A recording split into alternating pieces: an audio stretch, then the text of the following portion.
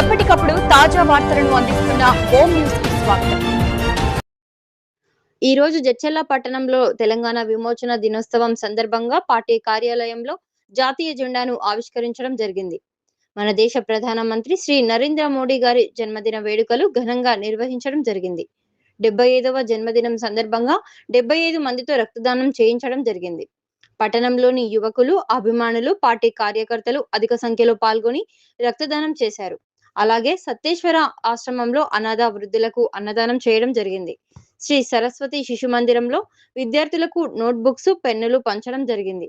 ఈ కార్యక్రమంలో జాతీయ కౌన్సిల్ మెంబర్ పద్మజారెడ్డి, రాష్ట్ర నాయకులు ముచ్చర్ల జనార్దన్ రెడ్డి, పట్టణ అధ్యక్షులు అమర్నాథ్ గౌడ్, కిసాన్ మోర్చా రాష్ట్ర ఉపాధ్యక్షులు ఎంబి బాలకృష్ణ, జిల్లా అధికార ప్రతినిధి ఎడ్ల బాలవర్ధన్ గౌడ్, రాపోతుల శ్రీనివాస్ గౌడ్, మహిళా మోర్చా అధ్యక్షురాలు సాహితిరెడ్డి, కిసాన్ మోర్చా నాయకులు బుక్క నవీన్, మురళి, నడిమింటి శ్రీనివాసులు, ప్రధాన కార్యదర్శి వెంకట్, కాల్వ రామ్రెడ్డి, విహెచ్పి నాయకులు జైపాల్ రెడ్డి, లావణ్య, సురేష్ జి, మహేష్ కుమార్, క్రాంతి గౌడ్, శివశంకర్ రెడ్డి, మోహన్ నాయక్, పిట్టల నరేష్, జగదీష్, రవి, మల్లేష్, శేఖర్, అభిమానులు, కార్యకర్తలు పాల్గొన్నారు.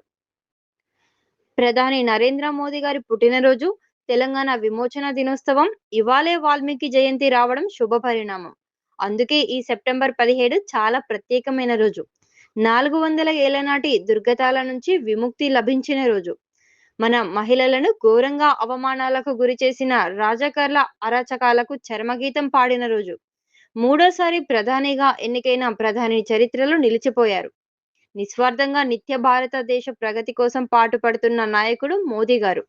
దేశాన్ని ప్రపంచంలోనే ఆర్థికంగా మొదటి స్థానంలో ఉండాలని వికసిత్ భారత్ సంకల్పంతో ముందుకు సాగుతున్న నాయకుడు మోదీ. ఆ మహా